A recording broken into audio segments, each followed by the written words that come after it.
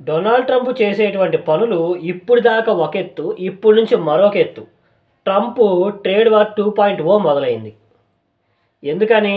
ఇప్పుడు దాకా ఏం చేశాడు? ఆయన ఇష్టారాజ్యంగా టారిఫ్‌లు యేసుకుంటూ వెళ్ళిపోయాడు. దానికి సుప్రీంకోర్టు నువ్వు వేసినటువంటి టారిఫ్‌లు చెల్లవని చెప్పి చాలా క్లియర్‌గా మెన్షన్ చేసింది.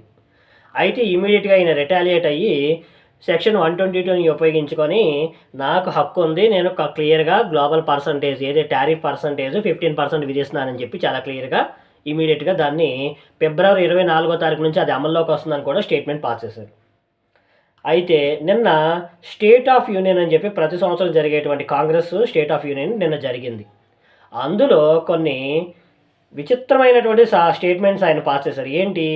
ఫస్ట్ ఆఫ్ ఆల్ ఈ సుప్రీంకోర్టు ఇచ్చినటువంటి తీర్పు ఏదైతే ఉందో అది నిజంగా దురదృష్టకరం అని చెప్పడం. అంతేకాకుండా ఇక్కడ అమెరికాలో సుప్రీంకోర్టు పాలన సాగుతుంది, మా పాలన సాగట్లేదని చెప్పి సుప్రీంకోర్టు మీద విమర్శలు చేయడం జరిగింది. ఇకపోతే రెండోది ఏం చెప్పాడు ఆయన? ప్రతి ఒక్క దేశం మీద, ప్రపంచంలో ఉన్నటువంటి అన్ని దేశాల మీద టారిఫ్ విధించేటువంటి అధికారం నాకు ఉంది అని చెప్పి ఆయన చాలా క్లియర్‌గా చెప్తున్నాడు. సో, ఇక్కడ అర్థం చేసుకోవాల్సినటువంటి విషయం ఏంటి?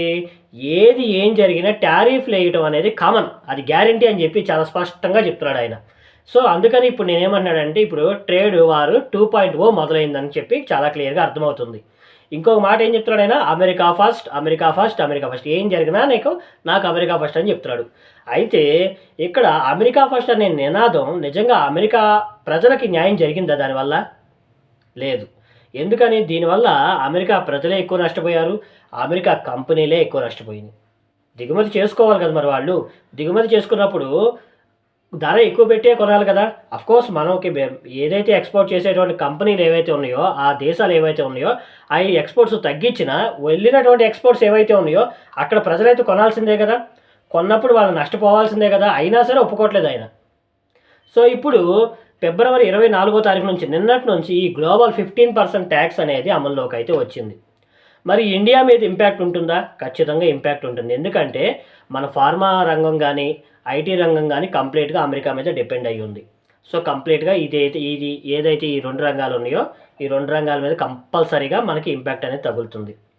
ఇకపోతే ఇప్పుడు అమెరికానే కాకుండా మరి రిటాలియేట్ అవుతాయిగా వేరే దేశాలు కదా! ఏమనుకున్నావు? ఇప్పుడు నువ్వేసావు నా మీద ప్రతీకార సుంకం. నీ మీద నేను కూడా ఎయ్యాలి కదా! నువ్వు నా మీద పన్నేసినప్పుడు నేను నీ మీద కూడా పన్నేయాలి కదా! సో, అలా అన్ని దేశాలు రియాక్ట్ అవుతాయి ఖచ్చితంగా. స్లోగా ఇది యుద్ధం అంటే ప్రపంచ ఆర్థిక యుద్ధంగా మారేటువంటి అవకాశాలు చాలా ఎక్కువగా కనబడుతున్నాయి. మరి దీని మీద మీ కామెంట్ ఏంటనేది నాకు చెప్పండి. వచ్చే వీడియోలో కలుద్దాం. Thank you.